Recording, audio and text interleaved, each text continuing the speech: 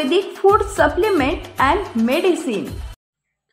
शिवसेना शिष्टमंडळाची MSEB कार्यालयावर धडक। वारंवार खंडित व अनियमित होणाऱ्या वीज पुरवठ्याबाबत अधिकाऱ्यांना विचारला जाब।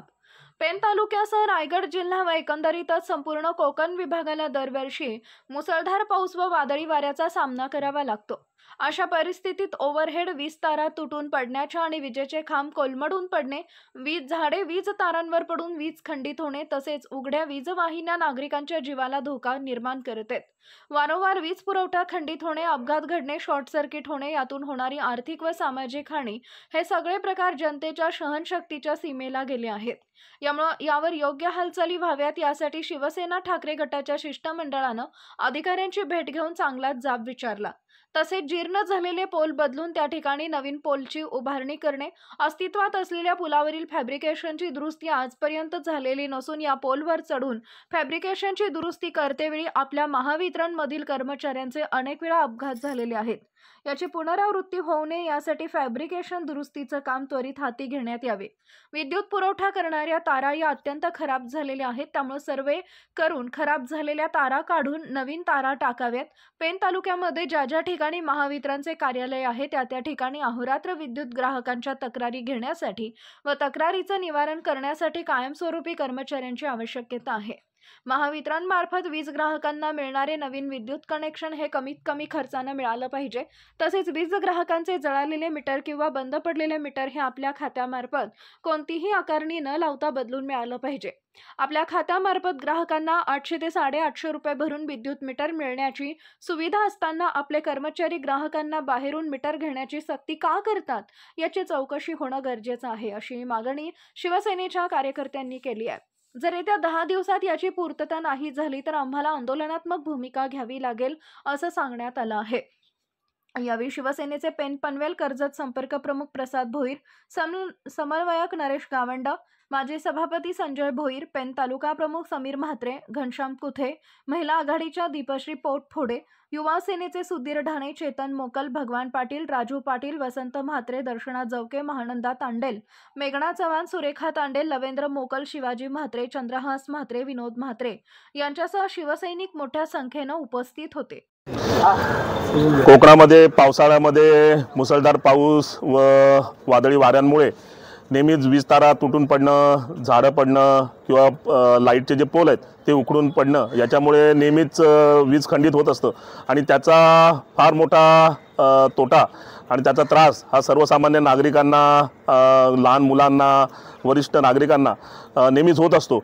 आणि आता मे महिन्यात अगदी वळवाचा पाऊस चालू असताना देखील पेण तालुक्यामध्ये व संबंध रायगड जिल्ह्यामध्येच विजेचा खेळखंडोबा चालू आहे। आत्ताच 4-4 दिवस काही ठिकाणी लाईट नाही आहे।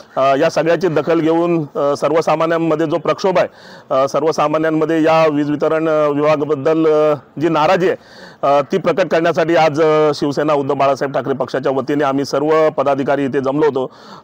आम्ही आज इथे अधीक्षक अभियंता यांना भेटून सर्वसामान्यांचे जे प्रश्न आहेत ते त्यांच्या कानावर घातले आणि त्यासाठी लवकरात लवकर उपाययोजना करण्यात यावी अशी आम्ही त्यांना समज देऊन विनंती देखील केलेली आहे। विशेषतः विधिमंडळामध्ये मुख्यमंत्री, उपमुख्यमंत्री अगदी ठोसाने सांगतात की कोकणामध्ये आपत्ती निवारण सौम्यीकरण योजनेअंतर्गत सर्वत्र भूमिगत वीज तारा टाकण्याचं काम जोरात चालू आहे आणि विशेषतः पालघर सारख्या कोकणाचं उत्तर टोक असलेल्या ठिकाणी अशी कामं देखील चालू आहेत, परंतु आपल्या ठिकाणी मात्र याचं कोणाला सोयीसुद्धा नाही आहे, कुठलाही लोकप्रतिनिधींना याचं काही देणं घेणं नाही आहे। त्या निमित्ताने निधी आणण्याचा कोणी प्रयत्न केलेला नाही आहे, त्याचे जे टेंडर प्रोसेसिंग आहे ते एस्केलेट करण्याचा कोणी प्रयत्न केलेला नाही आहे। या सगळ्या गोष्टी कारण शेवटी याला एकच उपाय आहे, लॉंग टर्म जर आपल्याला याच्यावर सोल्युशन काढायचं असेल तर संपूर्ण मुख्य वीज तारा ज्या आहेत त्या भूमिगत करणं कोकणासाठी अत्यंत गरजेचं आहे आणि त्यासाठी म्हणून आम्ही पाठपुरावा करायचं इथे इथले जे अधीक्षक अभियंता आहेत यांना विनंती केलेली आहे की सरकारकडे जाऊन तुम्ही जास्तीत जास्त लवकर याचा निधी कसा येईल आणि त्याची टेंडर प्रोसेस चालू होऊन त्या 20 तारा भूमिगत करण्याची प्रक्रिया कशी चालू होईल या दृष्टीने प्रयत्न करण्याचं त्यांनी आम्हाला आश्वासन दिलं आहे.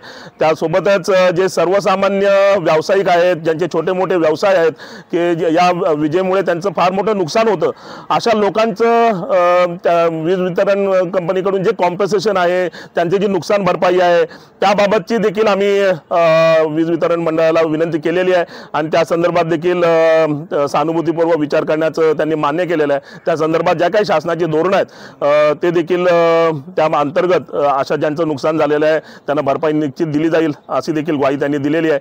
तसेच सर्वसामान्य विविध विभागांमध्ये सर्वसामान्य जनतेच्या ज्या काही छोट्या मोठ्या मागण्या होत्या, पोल दुरुस्ती करण्याच्या, तारा बदलण्याच्या किंवा काही घरांवर पोल पडायला आलेले आहेत, काही ठिकाणी वीज वाहिन्या किंवा काही ठिकाणी मीटरचे प्रश्न आहेत, काही ठिकाणी स्मार्ट मीटरची सक्ती केली जाते, याबाबत देखील त्यांना जाब विचारण्यात आला आणि त्यांनी देखील स्पष्टपणे सांगितलं की शासनाचं धोरण आहे स्मार्ट मीटरची सक्ती कोणावरही केली जाणार नाही आणि त्यांच्या या शब्दावर यापुढे जर त्यांचा कोणताही कर्मचारी किंवा त्यांचे जे काही त्यांनी जे पोचलेले जे ठेकेदार आहेत ते असे जर सर्वसामान्यांना त्रास देण्यासाठी आणि जर तशी जर सक्ती करत असतील तर मात्र मग पुढच्या अजून 10 दिवसामध्ये आम्ही पुन्हा यांना जाब विचारायला येणार आहे आणि मग त्यावेळी शिवसेना स्टाईल काय असते हे याचं प्रत्यंतर या विभागाला नक्कीच येईल. आज याची आम्ही त्यांना इशारा देऊन आम्ही या ठिकाणून निघून चाललेलो आहोत.